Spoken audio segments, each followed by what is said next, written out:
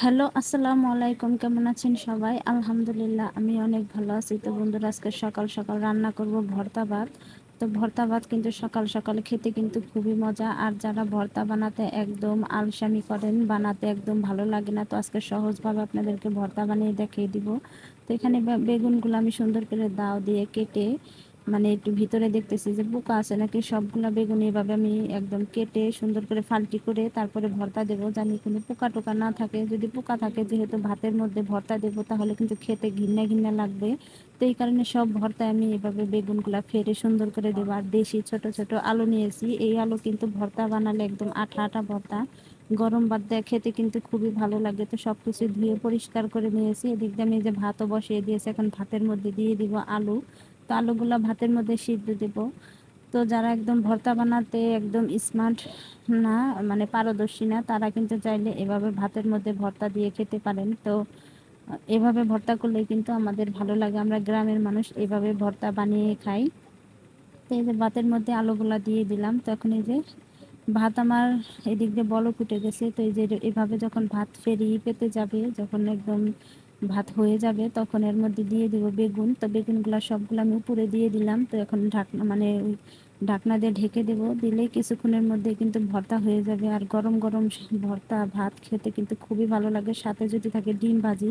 তো এখন ডিমগুলা ভাজি করার জন্য এখানে কাঁচামরিচ আর পেঁয়াজ সুন্দর করে কুচি করে কেটে নিয়েছি। তো এখন লবণ দিয়ে ভালো করে হাত দিয়ে এখন সুন্দর করে মাখিয়ে নেব, একদম চেটকিয়ে চেটকিয়ে একদম মাখিয়ে নেব। তো এভাবে কিন্তু ডিম ভাজি করলে খুবই ভালো লাগে, গরম গরম ভর্তা ভাত, বেগুন ভর্তা আলু ভর্তার সাথে যদি থাকে ডিম ভাজি, তাহলে কিন্তু আর কোনো তরকারি লাগে না। একদম হাত চেটে পুটে খাওয়ার মতো, একদম পেট ভরে ভাত খাওয়া যাবে। একদম সব সময় কিন্তু মাছ ভাত মাংস এগুলো কিন্তু ভালো লাগে না, মনে হয় একটু ভর্তা দিয়ে ভাত খেলেও কিন্তু অনেকটাই ভালো লাগে। তো এই যে আমার কিন্তু মাখানো হয়ে গেছে, এখন এর মধ্যে দুইটা ডিম আমি ভেঙে দিয়ে দিব। তো এইভাবে আর ডিমের, মানে ডিম ভাজিতে আর কোনো কিছু আমি ব্যবহার করব না, হলুদের গুঁড়া বা মরিচের গুঁড়া কিছুই দেবো না, শুধু লবণ দিয়ে ভালো করে কাঁচামরিচ পেঁয়াজ দিয়ে তারপর ডিমটা ভাজি করে নেব। তো বন্ধুরা, আপনারা কিভাবে ডিম ভাজি করেন অবশ্যই কমেন্ট করে জানাবেন। তো আমি এরকম করে ডিম ভাজি করি, তাহলে কিন্তু গরম গরম ভাতের সাথে খেতে খুবই ভালো লাগে। তো আমার এই যে ডিমটা মাখানো হয়ে গেছে। তো এখন তারপর আমি ভর্তার জন্য মরিচ টরিচ সব কিছু ভাজি করব এখন। তো এই যে ডিমটা হয়ে গেছে, যেহেতু ডিম এভাবে হাত দিয়ে করলে কিন্তু গন্ধ আসে, তারপরে আমরা হাত দিয়েই করি। তো আমরা যেহেতু গ্রামের মানুষ, তো এভাবে আমার শাশুড়িকেও দেখেছি ডিম এভাবে ভাজি করতে, তো আমরা এভাবেই করি। তো এখানে দিয়ে দিলাম সরিষার তেল। সরিষার তেল দিয়ে এখন এর মধ্যে শুকনা মরিচ ভেজে নেব। শুকনা মরিচ কিন্তু তেল দিয়ে ভাজি করে ভর্তা বানালে খুবই ভালো লাগে। তো আগে আমার শাশুড়িকে দেখতাম কখনোই তেল দিয়ে ভাজি করতো না, মানে চুলার যে মানে আগুন, মানে ছাই হইতো, মানে লাকড়ি দিয়ে রান্না করলে তো সেই ছাই দিয়ে কিন্তু পুরো ভর্তা বানাতো। যেহেতু এখন ডিজিটাল যুগ, সবাই এখন পদ্ধতি, ডিজিটাল পদ্ধতি, সবাই এখন তেল দিয়ে ভাজি করে খায়। আমার শাশুড়িকে আমরা সবসময় দেখতাম মাটির চুলার যে ছাই হইতো, তো সেটা দিয়ে মরিচ মানে পুইরা তারপরে ভর্তা বানাইতো। এখন আমরা ডিজিটাল বউ, আমরা তো এভাবে এখন ভর্তা বানাবো। তাই যে এখন ডিম ভাজি করে নিলাম। তো ডিম ভাজিটাও আমার হয়ে গেছে, এখন একটু চুলায় থাকলেই মানে পেঁয়াজটা সেদ্ধ হয়ে যাবে। একদম গরম গরম পারফেক্ট ডিম ভাজি, সাথে ভর্তা দুই রকমের, খেতে ভালোই লাগবে। তো ডিম ভাজিটা এখন আমি নামিয়ে নিব, হয়ে গেছে, একটু লাল লাল হয়েছে। বেশি পোড়া পোড়া করলে কিন্তু ভালো লাগবে না। তো ডিম ভাজিটা আমি উঠিয়ে নিলাম এখন। এখন আমার শাশুড়ি ভর্তা বানানোর জন্য সব কিছু আলু টালু ছিলিয়ে নিচ্ছে। তো ছিলিয়ে তারপর শাশুড়ি মায়ের হাতের আলু ভর্তা খেতে কিন্তু খুবই ভালো। এরকম শাশুড়ি যদি ঘরে ঘরে থাকে, তাহলে কিন্তু আর কোনো কষ্টই হয় না ভর্তা বা কোনো কিছু করার। কুটা বাছি বা সব কিছুই কিন্তু শাশুড়িরাই করে। তো এই যে এখন ভর্তা বানানোর জন্য এখানে লবণ আর পেঁয়াজ নেওয়া হয়েছে। আর ভর্তার মেন হচ্ছে পেঁয়াজ আর সরিষার তেল। তো ভর্তার মধ্যে যদি একটু কাঁচা পেঁয়াজের কামড় লাগে, খেতে কিন্তু ভালোই বাসনা আসে, খেতে কিন্তু অনেকটাই ভালো লাগে। তো এই যে দেখেন লাল লাল করে একদম মরিচ ডলে নিল।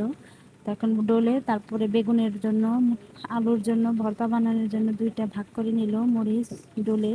তখন হাত দিয়ে ভালো করে চেটকিয়ে নিচ্ছে ভর্তাগুলো বানানোর। আর আলু ভর্তা যত মাখাবেন তত আঠা আঠা, আর খেতেও কিন্তু খুবই ভালো লাগবে। সাথে একটু সরিষার তেল দিয়ে মাখালে ঝাঁঝা সেই লাগে, একদম অস্থির ভর্তা, শাশুড়ি মায়ের হাতের ভর্তা। তো এই যে ভর্তা বানানো প্রায় কমপ্লিট, এখন শুধু হবে, তারপরে গরম গরম সাথে ভাত খেয়ে ফেলবো। তো বন্ধুরা, আজকের ভিডিওটি আপনাদের কাছে কীরকম লাগলো অবশ্যই কমেন্ট করে জানাবেন। তো আমার ভিডিও যদি আপনাদের ভালো লাগে, অবশ্যই লাইক কমেন্ট শেয়ার ফলো করবেন।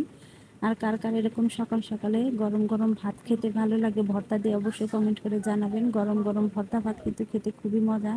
সাথে গরম গরম ডিম ভাজি। তো এই যে ভর্তাটা এখন সরিষার তেল দেওয়া হবে, একদম হাতে ভাঙানো তেল।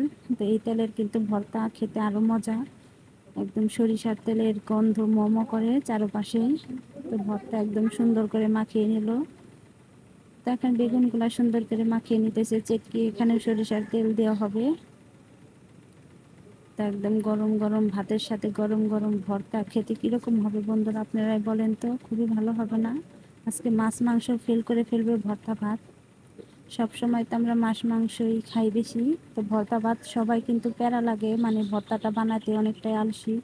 সবাই কিন্তু মানে খেতে চায় না, সহজটা সবাই খুঁজে। আমার কাছে মনে হয় একটু ভর্তা ভাত খেলে অনেক ভালো লাগবে। তো বন্ধুরা, আজকের মতো ভিডিও এই পর্যন্ত। আগামীকাল ভিডিও দেখার জন্য অনুরোধ রইল। সবাই ভালো থাকবেন, সুস্থ থাকবেন। আর আমার ভালো ভালো ভিডিও দেখতে হলে অবশ্যই আমার পেজটা ফলো করে দিবেন। আর আপনাদের একটা ফলো, একটা কমেন্ট, শেয়ারে কিন্তু আমার আরও ভালো লাগবে।